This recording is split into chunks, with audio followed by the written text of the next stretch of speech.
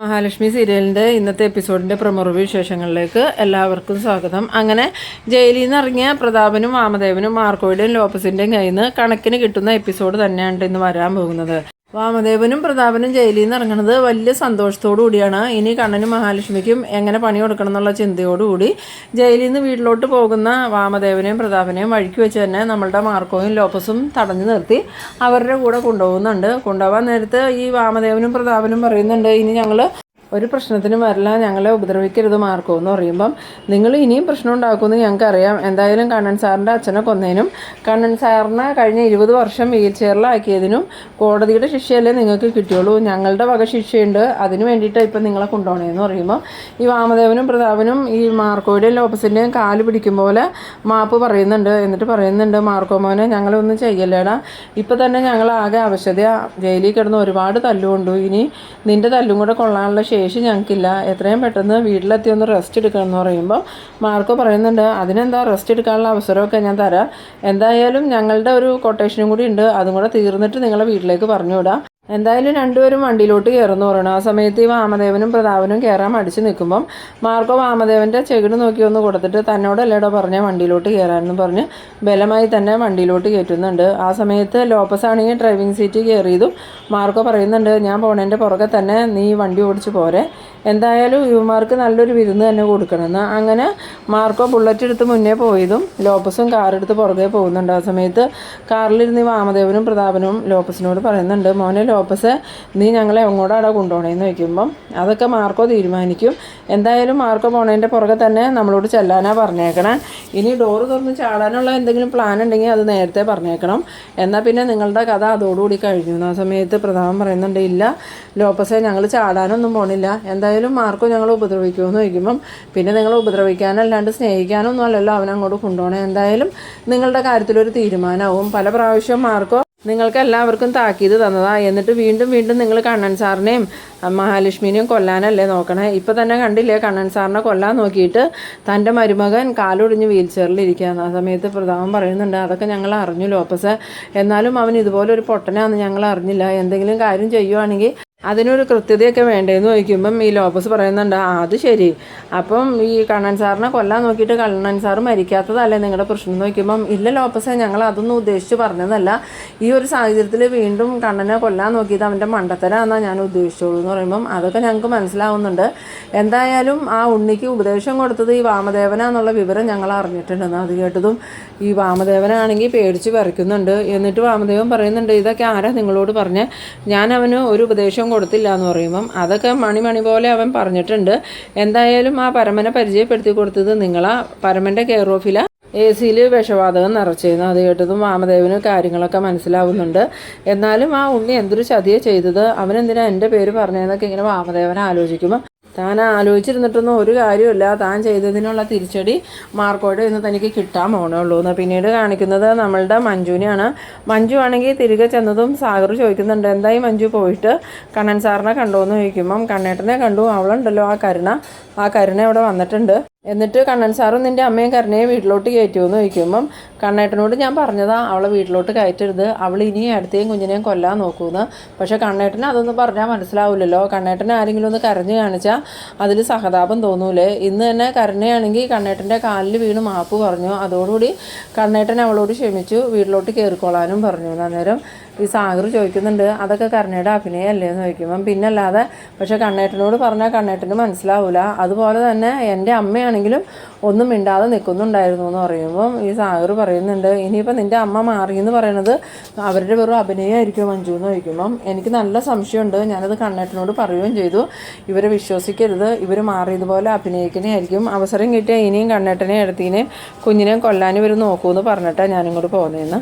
ആ സമയത്ത് സാഗർ പറയുന്നുണ്ട്, കണ്ണൻ സാറിൻ്റെ ഈ ഒരു സ്വഭാവം കൊണ്ടാണ് എല്ലാവരും കണ്ണൻ സാറിനെയും മേടത്തിനെ ഇങ്ങനെ ദ്രോഹിച്ചുകൊണ്ടിരിക്കുന്നത്, എത്ര കിട്ടിയാലും ഇവർ പഠിക്കൂലല്ലോ എന്ന് പറയുമ്പോൾ മഞ്ജു പറയുന്നുണ്ട്, എന്തായാലും ഇനി കണ്ണേട്ടനെ എടുത്തിനെ ആരെങ്കിലും ഉപദ്രവിക്കാൻ നോക്കിയിട്ടുണ്ടെങ്കിൽ കണ്ണേട്ടനെ അവരെ വെറുതെ വിട്ടാലും മാർക്കോയും ലോപ്പസും അവരെ വെറുതെ വിടുമൊന്നുമില്ല, ഇപ്പം തന്നെ കണ്ണേട്ടനെ കൊല്ലാൻ നോക്കിയിട്ട് മാർക്കോ ഉണ്ണിയേട്ടൻ്റെ കാലൊടിച്ചിട്ടേക്കാണ്. അത് കേട്ടെന്ന് സാഗർ പറയുന്നുണ്ട്. എന്തായാലും ഉണ്ണിയുടെ കാലൊരെണ്ണൊടിച്ചത് നന്നായി, പക്ഷേ ഇതും കൊണ്ടൊന്നും അവൻ ഒതുങ്ങുമെന്ന് തോന്നണില്ല. ഇനിയും അവൻ കണ്ണൻ സാറിനെ കൊല്ലാൻ നോക്കുമെന്ന് പറയുമ്പം മഞ്ജു പറയുന്നുണ്ട് അത് സാഗറേട്ടൻ പറഞ്ഞത് നേരാ. എന്തായാലും സാഗറേട്ടൻ മാർക്കോയെ കാണുമ്പോൾ ഒരു കാര്യം പറയണം, ഇനി കണ്ണേട്ടനെ ആരെങ്കിലും ഉപദ്രവിക്കാൻ നോക്കിയാൽ അവരെ വെറുതെ വിടരുതെന്ന്. പിന്നീട് കാണിക്കുന്നത് നമ്മളുടെ മാർക്കോയുടെ ബുള്ളറ്റ് നിർത്തിയതിൻ്റെ പുറകെ ലോപ്പസും കാറ് നിർത്തുന്നുണ്ട്. എന്നിട്ട് ലോപ്പസ് കാറിൽ നിന്ന് ഇറങ്ങിയതും മാർക്കോ അങ്ങോട്ട് വന്നിട്ട് അവന്മാരെയും കൂടെ ഇറക്കടാന്ന് പറയുമ്പം വേഗം തന്നെ ലോപ്പസ് പറയുന്നുണ്ട് 2 ഇറങ്ങിക്കേന്ന്. അങ്ങനെ 2 പേരും ഇറങ്ങി കഴിഞ്ഞതും ഈ വാമദേവനാണെങ്കിൽ പറയുന്നുണ്ട് എന്നെ ഒന്നും ചെയ്യല്ലേ മാർക്കോ, എനിക്ക് സുഖമില്ലാത്തതാ, ഇനി നീ തല്ലിയിട്ടുണ്ടെങ്കിൽ ഞാൻ ചത്തു പോകുമെന്ന് പറയുമ്പം താനൊന്നും അങ്ങനെ പെട്ടെന്ന് ചാവണ സൈസൊന്നുമല്ല, എന്തായാലും നടക്കണമെന്നും പറഞ്ഞുകൊണ്ട് ഈ വാമദേവൻ്റെ ചെകിട് നോക്കി ഒരെണ്ണം കൊടുത്തിട്ട് മാർക്കോ വാമദേവനെയും പ്രതാപനെയും പിടിച്ചു വലിച്ച് അങ്ങോട്ട് കൊണ്ടുപോകുന്നുണ്ട്. ആ സമയത്ത് പ്രതാപൻ ചോദിക്കുന്നുണ്ട് മാർക്കോ മോനെ നീ ഞങ്ങളെ എങ്ങോട്ടാണ് കൊണ്ടുപോകണേന്ന് ചോദിക്കുമ്പം നിങ്ങൾക്ക് ജയിലിൽ നിന്ന് കിട്ടിയ അടിയൊക്കെ ഓർമ്മയില്ലേ, അതിൻ്റെ ബാക്കി ഞങ്ങളും കൂടി തന്നിട്ട് നിങ്ങളെ വീട്ടിലേക്ക് പറഞ്ഞു വിടാം, എന്തായാലും ഇപ്പോൾ നടക്കുന്നും പറഞ്ഞ് വിളിച്ചു കൊണ്ടുപോകുന്നത് ഒരു ഗോഡൗൺ പോലെ തോന്നിക്കുന്ന ഒരു റൂമിലേക്കാണ്. അവിടെ ചെന്നതും അവിടുത്തെ ഇതൊക്കെ കാണുമ്പോൾ തന്നെ ഈ പ്രതാപനും വാമദേവനും നല്ല പേടിയാവുന്നുണ്ട്. എന്നിട്ട് വാമദേവൻ പ്രതാപൻ്റെ നേരെ നോക്കുമ്പം പ്രതാപനും ഇങ്ങനെ പേടിച്ച് വിറച്ച് തന്നെയാണ് നിൽക്കണത്. എന്നിട്ട് മാർക്കോ പറയുന്നുണ്ട് ലോപ്പസെ നീ 2 ആ കസേരയിലേക്ക് പിടിച്ച് കെട്ടിയിടുക, ഇവന്മാരെ നല്ലോണം ഒന്ന് കൈകാര്യം ചെയ്തിട്ട് വേണം വിടാൻ. എന്തായാലും ഇനി കണ്ണൻ സാറിൻ്റെയും മഹാലക്ഷ്മിയുടെയും പിന്നാലെ ഇവർ നടക്കരുത്, അതിന് വേണ്ടതെല്ലാം ചെയ്തിട്ട് വേണം ഇവന്മാരെ പറഞ്ഞു വിടാമെന്ന്. ആ സമയത്ത് പ്രതാപൻ പറയുന്നുണ്ട് ഇല്ല മാർക്കോ മോനെ, ഇനി ഞങ്ങൾ ഒരിക്കലും കണ്ണൻ്റെയും മഹാലക്ഷ്മിയുടെയും പിന്നാലെ പോകില്ല, അവരുള്ള പരിസരത്തേക്ക് പോലും ഞങ്ങൾ പോകില്ല, അത് പോരേന്ന് വയ്ക്കുമ്പം അതൊക്കെ നിങ്ങളിപ്പോൾ പറയും, പക്ഷേ നിങ്ങൾ 2 ദിവസം കഴിഞ്ഞാൽ കണ്ണൻ സാറിനെയും മഹാലക്ഷ്മിയെയും കൊല്ലാനുള്ള പുതിയ പ്ലാൻ ഒരുക്കുമെന്ന് പറയുമ്പം ഈ വാമദേവനും പറയുന്നുണ്ട് ഇല്ല മാർക്കോ, ഞങ്ങൾക്ക് ഒരുപാട് തിരിച്ചടികൾ കിട്ടിയതുകൊണ്ട് ഇനി കണ്ണനെയും മഹാലക്ഷ്മിനെയും ഒന്നും ഞങ്ങൾ ഉപദ്രവിക്കില്ല, ഞങ്ങൾ ഞങ്ങളുടെ കാര്യം നോക്കി നടന്നോളാം എന്ന് പറയുമ്പോൾ ഈ ലോപ്പസ് പറയുന്നുണ്ട് ഇല്ല മാർക്കോ, ഇവരെ നമുക്ക് വിശ്വസിക്കാൻ പറ്റില്ല, ഇവന്മാരെ നല്ലോണം കൈകാര്യം ചെയ്ത് തന്നെ വിടണമെന്ന് പറയുമ്പോൾ മാർക്കോ പറയുന്നുണ്ട് ഞാൻ നിങ്ങളോടൊരു കാര്യം പറയാം, ഇനി കണ്ണൻ സാറിൻ്റെയും മഹാലക്ഷ്മിയുടെയും പിന്നാലെ ഒരു ഉപദ്രവത്തിനും നിങ്ങൾ പോകരുത്, അങ്ങനെ പോയിട്ടുണ്ടെങ്കിൽ പിന്നെ നിങ്ങൾ ഈ ലോകത്തുണ്ടാവില്ല, നിങ്ങളെ 2 പേരെയും ഞാൻ കൊന്നുകളയും, അതിനു മുമ്പായിട്ട് തൽക്കാലം നിങ്ങൾക്കൊരു ഡോസ് തന്ന് ഞങ്ങൾ പറഞ്ഞു വിട്ടേക്കാമെന്നും പറഞ്ഞുകൊണ്ട് മാർക്കോ പ്രതാപൻ്റെ കയ്യെ പിടിച്ച് തിരിക്കുന്നുണ്ട്. ആ സമയത്ത് പ്രതാപം വേണ്ട മാർക്കോ മോനെ എന്നും പറഞ്ഞുകൊണ്ട് കരയുമ്പം മാർക്കോ ലോപ്പസിനോട് പറയുന്നുണ്ട് വാമദേവനെ നീ കൈകാര്യം ചെയ്തോടാന്ന്. അങ്ങനെ ഈ മാർക്കോയും ലോപ്പസും കൂടി വാമദേവനെയും പ്രതാപനെയും നല്ലോണം ഇടിച്ചൊരു പരുവാക്കുന്നുണ്ട്. ആ സമയത്ത് പ്രതാപൻ പറയുന്നുണ്ട് ഇനി എന്നെ തല്ലല്ലേ മാർക്കോ, ഇനി തല്ലിയാൽ ഞാൻ ചത്തുപോകുമെന്ന് പറയുമ്പം നിങ്ങൾ 2 പേരെ ഞാൻ പെട്ടെന്നൊന്നും കൊല്ലൂല, നിങ്ങൾ ഈ ഭൂമിയിൽ ഒരുപാട് അനുഭവിക്കാനുണ്ട്, അതൊക്കെ അനുഭവിച്ച് നരരിച്ചാൽ മരിക്കുള്ളൂ എന്ന്.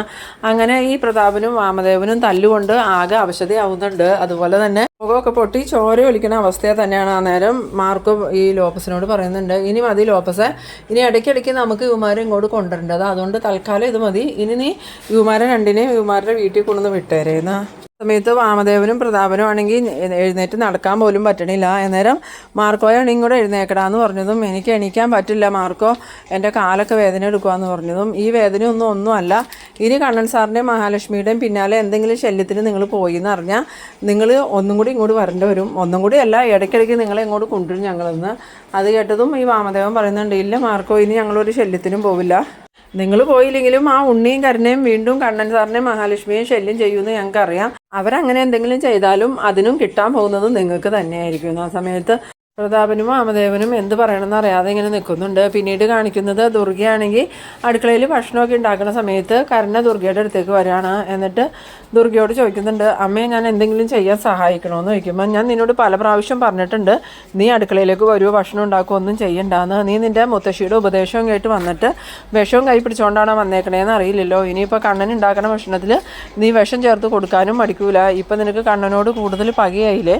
സമയത്ത് കരുണ ഭയങ്കര സങ്കടമൊക്കെ അഭിനയിച്ചുകൊണ്ട് ദുർഗയോട് പറയുന്നുണ്ട് ഇല്ല അമ്മേ, ഞാനിനി ഒരു തെറ്റും ചെയ്യില്ല, എനിക്ക് ഒരുപാട് തെറ്റുകൾ പറ്റി, പക്ഷേ ഇനി ഞാൻ നന്നായിക്കോളാം എന്ന് പറയുമ്പോൾ നീ നന്നാവും എന്നുള്ള പ്രതീക്ഷയൊന്നും എനിക്കില്ല, നീയും നന്നാവൂല ഉണ്ണിയും നന്നാവൂല, നിങ്ങൾക്കൊക്കെ സ്വത്തെന്നുള്ള വിചാരം മാത്രമേ ഉള്ളൂ. അന്നേരം കരുണ പറയുന്നുണ്ട് അമ്മയെ നേരത്തെ അങ്ങനെ തന്നെ അല്ലായിരുന്നു എന്ന് നോക്കുമ്പം അതേടി ഞാനും അങ്ങനെ തന്നെയായിരുന്നു, പക്ഷേ അനുഭവം വന്നപ്പോൾ ഞാൻ മാറിയില്ലേ, അതുപോലെ എൻ്റെ മകനക്ക് ഇതുവരെ മാറാൻ പറ്റിയിട്ടില്ല എന്ന് പറയുമ്പോൾ കരുണ പറയുന്നുണ്ട് ഞാനും മാറി അമ്മേ, എന്തായാലും ഉണ്ണിയേട്ടനെ നമുക്ക് എങ്ങനെയെങ്കിലും പറഞ്ഞു മാറ്റാമെന്ന് പറഞ്ഞതും ഈ ദുർഗ പറയുന്നുണ്ട് നീ പറയണതൊന്നും എനിക്ക് വിശ്വാസമില്ല, ഒന്നാമത് നീ ആ പ്രതാപൻ്റെ മോളാ, നിന്നെ കാണുമ്പോൾ തന്നെ എനിക്ക് എൻ്റെ വിശ്വേട്ടനെ ഓർമ്മ വരും, അതുകൊണ്ട് ഞാൻ നിന്നോടൊരു കാര്യം പറഞ്ഞേക്കാം. നിന്റെ വയറ്റിലൊരു കുഞ്ഞുള്ളതുകൊണ്ട് മാത്രം നിന്നെ ഞാനിവിടെ നിൽക്കാൻ സമ്മതിച്ചേക്കണേ. കണ്ണനും അത് തന്നെയാണ് പറഞ്ഞ്. അവളൊരു അമ്മയാവാൻ പോവല്ലേ, അപ്പോൾ അവളെ സങ്കടപ്പെടുത്തരുത്. അവളും ഉണ്ണി എന്ത് ചെയ്താലും ആ കുഞ്ഞ് നിരപരാധിയല്ലേ.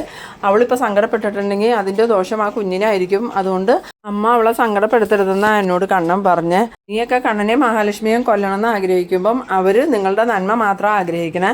ഇനിയെങ്കിലും നീ അതൊക്കെ മനസ്സിലാക്കി അവരെ സ്നേഹിച്ച് മുന്നോട്ട് പോവുകയാണെങ്കിൽ നിനക്കും അവനും ജീവിതത്തിൽ ഉയർച്ച മാത്രമേ ഉണ്ടാവുള്ളൂ. അത് നീ അവനെയും പറഞ്ഞൊന്ന് മനസ്സിലാക്കി കൊടുക്കുന്നു.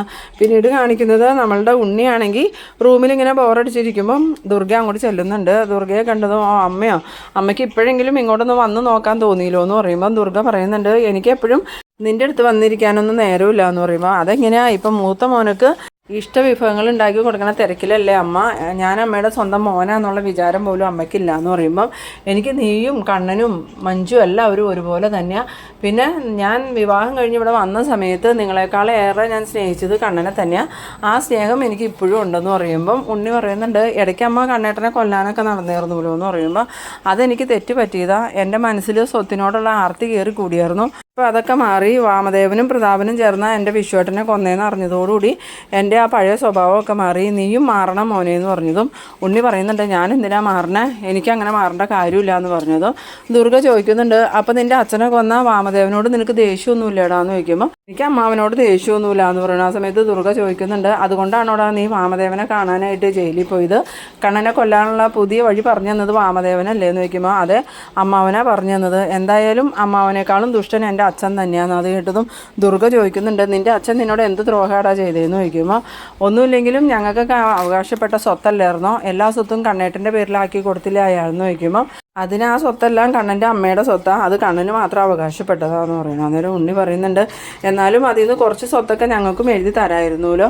എന്തായാലും അമ്മാവൻ ചെയ്തതാ ശരിയെന്ന് പറയണു. അത് കേട്ടതും ദുർഗ ദേഷ്യത്തോടു കൂടി നീ എന്താടാ പറഞ്ഞതെന്ന് ചോദിക്കുമ്പോൾ പിന്നെ അല്ലാതെ അമ്മയ്ക്ക് സ്വത്ത് എഴുതി തരാൻ അമ്മാവൻ അച്ഛനോട് പറഞ്ഞപ്പം അച്ഛനത് അനുസരിക്കാത്തത് കൊണ്ട് അമ്മാവൻ അച്ഛനെ കൊന്നേന്ന് പറയണു. അത് കേട്ടതും ദുർഗ പറയുന്നുണ്ട്, നീ എന്തൊക്കെ മണ്ടത്തരാടാ ഉണ്ണി ഈ പറയണത്, എനിക്ക് വിശ്വട്ടൻ സ്വത്ത് എഴുതി തരാത്തത് കൊണ്ടാണ് നിൻ്റെ അമ്മാവൻ വിശ്വട്ടനെ കൊന്നേന്നാണോ നിന്നോട് പറഞ്ഞേക്കണേന്ന് ചോദിക്കുമ്പം പിന്നെ അല്ലാതെ അത് സത്യമല്ലേ എന്ന് ചോദിക്കണു. അത് കേട്ടതും ദുർഗ പറയുന്നുണ്ട്, നീയാ ഇതൊക്കെ വിശ്വസിക്കുള്ളൂ, വേറെ ബുദ്ധിയുള്ളവരാരും അയാൾ പറയണത് വിശ്വസിക്കില്ല, എന്തായാലും നീ ഇനി നന്നായില്ലെങ്കിൽ നിൻ്റെ അവസ്ഥ വളരെ പരിതാപകരമാവും, നീ ഇവിടുന്ന് എഴുന്നേറ്റ് കഴിഞ്ഞാൽ പിന്നെ നിൻ്റെ കാര്യത്തിൽ എന്തൊക്കെയോ തീരുമാനങ്ങൾ എടുക്കുന്നുണ്ടെന്നാണ് കണ്ണൻ പറഞ്ഞത്. അന്നേരം ഉണ്ണി പറയുന്നുണ്ട്, അയാൾ എന്ത് തീരുമാനം എടുത്താലും എനിക്ക് പ്രശ്നമല്ല, ഇനിയും ഞാൻ അയാളെ കൊല്ലാൻ ശ്രമിക്കുമെന്ന്. പിന്നീട് കാണിക്കുന്നത് നമ്മളുടെ പ്രതാപൻ്റെ വീട്ടിലോട്ട് കാറ് വരണ ഒച്ച കേട്ടിട്ട് പ്രതാപൻ്റെ അമ്മയാണെങ്കിൽ പ്രതാപം വന്നൂലോ എന്നൊക്കെ ഓർത്ത് സന്തോഷത്തോടു കൂടി ഇറങ്ങി വരാണ്. ആ സമയത്ത് കാറ് നിന്നതും കാറിൻ്റെ ഡ്രൈവിംഗ് സീറ്റിൽ നിന്നും ലോപ്പസ് ഇറങ്ങുന്നുണ്ട്. ലോപ്പസ് ഇറങ്ങണതും ഇവൻ എന്താ ഇവിടെ നിന്ന് ഇങ്ങനെ ആലോചിച്ച് നിൽക്കുന്ന സമയത്ത് മറ്റേ ഡോറ് തുറന്ന് പ്രതാപൻ ഇറങ്ങുന്നുണ്ട്. സമയം ബുള്ളറ്റിൽ മാർക്കോ അങ്ങോട്ട് വരുന്നുണ്ട്. മാർക്കോ വന്നതും പ്രതാപനെ വേഗം തന്നെ നടക്കാനായിട്ട് സഹായിക്കുന്നുണ്ട്. ഈ നേരത്ത് പ്രതാപൻ്റെ അമ്മ എന്താടാ പ്രതാപ നിനക്ക് പറ്റിയത്, നിനക്ക് എന്തേ നടക്കാൻ വയ്യെന്ന് ചോദിക്കുമ്പോൾ പ്രതാപനാണെങ്കിൽ ഒന്നും മിണ്ടണില്ല.